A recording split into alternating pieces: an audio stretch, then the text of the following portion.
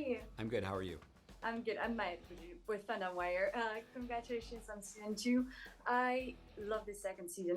I'm only 6 episodes in, but I told you before I loved season 1, so I was really looking forward to it.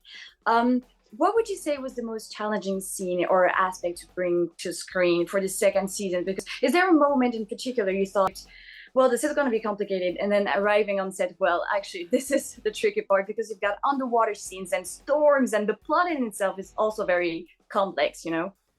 Well, you mentioned episode 6, so without giving away too many spoilers, that episode involves Harry's backstory.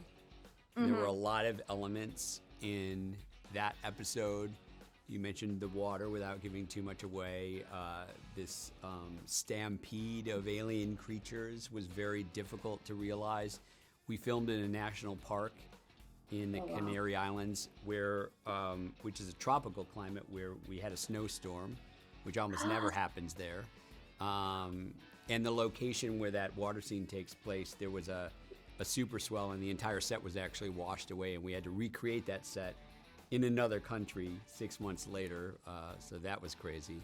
And then when we get to, or when you get to episode 9, there are definitely some things that we did in episode 9 that my partners at Skydance and Apple TV Plus said there's no way we can ever put that on screen. But we managed to do it. I don't know quite how we did it, but we managed to do it.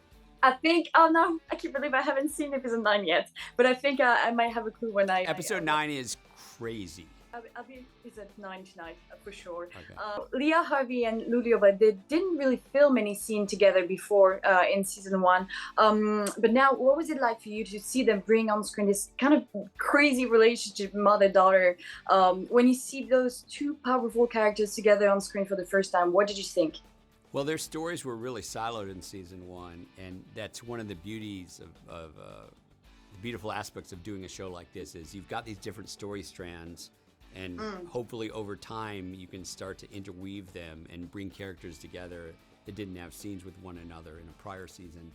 I mean, it was beautiful having those two characters and those two actresses play opposite one another, and so much of Gail's storyline was she was just isolated after episode 2 in season 1. Yeah. And, you know, we got to challenge her. I mean, she had a daughter that she didn't know she had, and a daughter through, you know, one of the tropes of science fiction is now biologically older than she is. And Salvor crossed a galaxy to be with her mom, thinking that she would have this amazing reunion and suddenly feel like she was accepted. And the fact is, they're complete strangers, and that reunion does not go to plan, and that's where the drama is.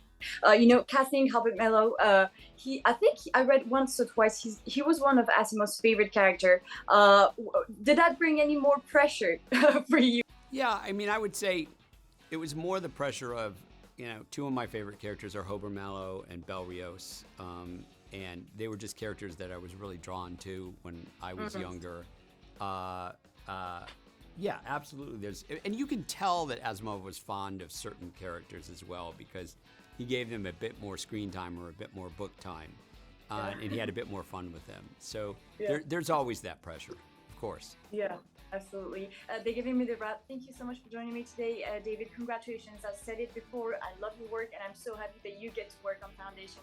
It's just an incredible show. Thank you. Thank you.